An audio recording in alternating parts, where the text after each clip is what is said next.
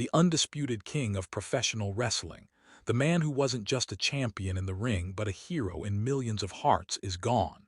Hulk Hogan, the legend once known as the Immortal, has passed away. A voice that defined generations has fallen silent.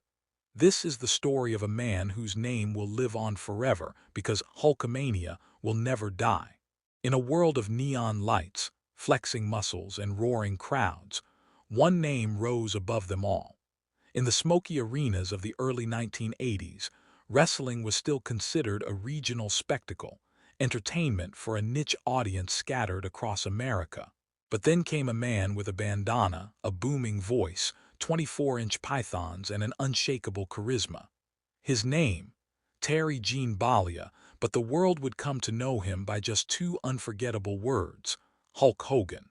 Born in Augusta, Georgia, and raised in Tampa, Florida, Terry was far from the superstar the world would eventually see. He was a bassist in a rock band before wrestling promoters noticed his massive physique and magnetic energy. By the late 70s, he had started appearing in local wrestling circuits, catching the eye of none other than Vince McMahon Sr. But it was in the 1980s, under the guidance of Vince McMahon Jr., that Hulk Hogan became the face of an era.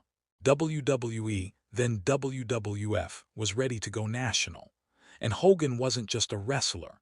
He was a walking billboard for the American dream, blonde, muscular, loud, and impossibly confident. With every slam and every roar, Hulk Hogan was rewriting what it meant to be a wrestling superstar. And then came 1984, the match that changed everything: Hulk Hogan versus the Iron Sheik. Madison Square Garden was electric. Hogan won the WWF Championship, and Hulkamania was officially born. Fans, young and old, chanted his name. He wasn't just a hero, he was America's hero. Wearing yellow and red, ripping his shirts in half and flexing like a demigod, Hogan began preaching the gospel of training, saying your prayers and eating your vitamins. To millions of kids, he wasn't just a character, he was a way of life. What followed was a cultural explosion. He graced magazine covers, appeared in movies like Rocky III, starred in Saturday morning cartoons, and sold action figures by the millions. Hulk Hogan turned wrestling into pop culture gold, a household name that even non-fans recognized instantly. By the late 80s and early 90s, he had helped launch the very concept of WrestleMania, with headlining matches that drew global attention. He stood tall against legends like Andre the Giant, Randy Savage, and Ultimate Warrior, embodying courage and showmanship. Yet fame has its price. Behind the scenes, the physical toll of the business, the constant travel, and the enormous pressure to stay on top were beginning to leave cracks. But still, Hogan smiled, flexed, and told the world to say your prayers and eat your vitamins. He was more than a wrestler. He was an idea, a symbol, a global phenomenon. But as with every rise, a fall would eventually come. And Hogan's life, both inside and outside the ring, was about to get a whole lot more complicated. The man who created Hulkamania would face personal scandals, career reinventions, and even legal battles that would nearly break him. But Hulk Hogan had one more run left in him, and a shocking final chapter no one saw coming. For over a decade, Hulk Hogan ruled the wrestling world like a colossus. Every crowd roar, every merchandise sale, every child's cheer was proof that Hulkamania was unstoppable. But by the mid-1990s, the unbreakable image began to crack. As WWF's golden era faded, new talent emerged. The fans' appetite shifted.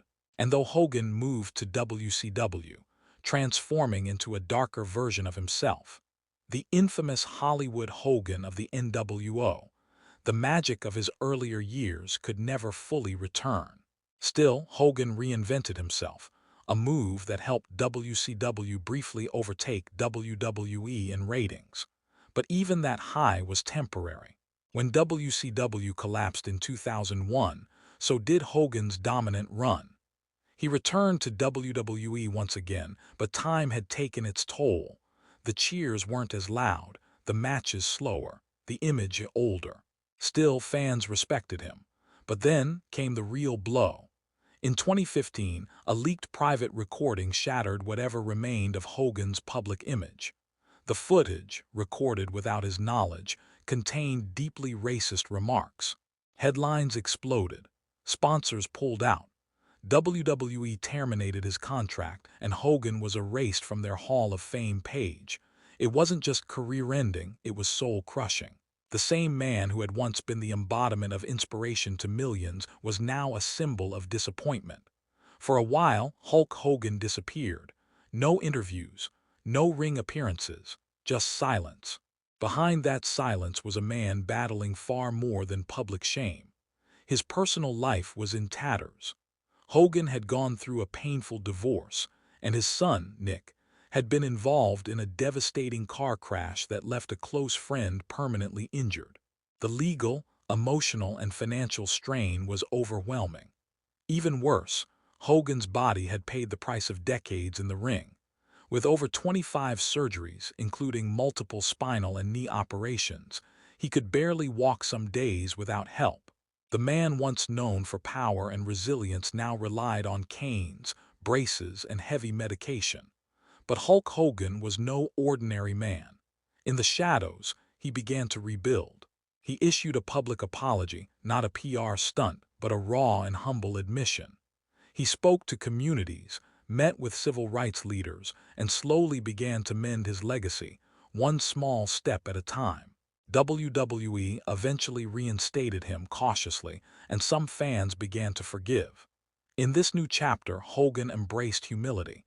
He showed up not as the hero, but as a human, broken, bruised, and learning. He took to social media, shared moments with fans, reconnected with fellow wrestlers. He wasn't the loud, flexing icon anymore. He was an aging warrior, worn but not forgotten. But fate wasn't done with him yet. In late 2024 and early 2025, whispers grew louder about Hogan's health. A neck surgery had left him frail, and his last few public appearances drew concern. He looked thinner, weaker, quieter. Still, when fans asked how he was doing, he replied with a smile, "Hulkamania will never die, brother." But deep down, even he knew, the final match was approaching, and no one could body slam time. He had survived scandal, surgery, and shame, but the next chapter would be his last. Not in the ring, but in life itself. It's strange how even the strongest men can fade quietly. In the final months of 2024, Hulk Hogan, once the embodiment of might and charisma, appeared more mortal than ever before. Public sightings became rare. When he did show up, fans noticed the change. His walk was slower, his speech softer, and the energy that once lit up arenas was dimming. But he never complained. On social media, he still smiled through the pain, calling fans brother, telling kids to believe in yourself, and preaching loyalty, faith, and forgiveness. But those closest to him, friends, family, even longtime fans, sensed something was wrong. In December 2024, Hogan underwent another neck surgery, one of many he had endured over the years. This one, however, was different. Recovery was slow. The pain was unrelenting. Doctors advised rest, but Hogan, ever the warrior, pushed to stay active. Privately, he began sharing thoughts about legacy, faith, and regret. In quiet conversations, he talked about the passage of time, about friends who had died before him, and the toll of living too long in the spotlight. But no one expected what came next. Mantelpiece, July 24, 2025, Clearwater, Florida. It was an ordinary morning. Just before 10 a.m., emergency dispatchers received a call from Hogan's residence. The reason was clear and chilling: cardiac arrest. Paramedics arrived within minutes. They found Hogan unresponsive. Despite immediate CPR and advanced life support, he was later pronounced dead at 11:17 a.m. The world was stunned. One moment, Hulk Hogan was trending because of fan nostalgia. The next, he was trending because he was gone. WWE issued a statement that afternoon. "We are deeply saddened to share the news that WWE Hall of Famer Terry Bollea, known to the world as Hulk Hogan, has passed away at the age of 71. He was a true icon of our industry and a global ambassador for professional wrestling. News channels broke into coverage.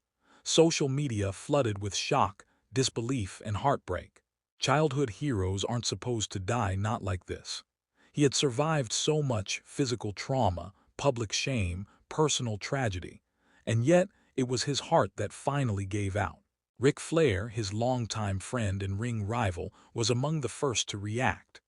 He was always there when I was in the hospital. Hogan was at my bedside. When my son was struggling, Hogan stood by me. I've lost a brother. Charlotte Flair followed with a tribute that brought many to tears. Hulk Hogan gave my father hope when he had none. I will never forget him for that. Other tributes poured in from all corners. John Cena called him the blueprint of greatness. Triple H tweeted, "Without Hulk Hogan, none of us would be here today." Dwayne "The Rock" Johnson posted a video message saying, "He was the first name I ever knew in wrestling. I wanted to be him before I became me." Even non-wrestling personalities, from Dana White to Donald Trump Jr., shared their memories. For one brief moment, the internet wasn't divided. It was united in grief, in respect, in reflection. And just like that, the final bell rang. The ring was empty. The lights dimmed.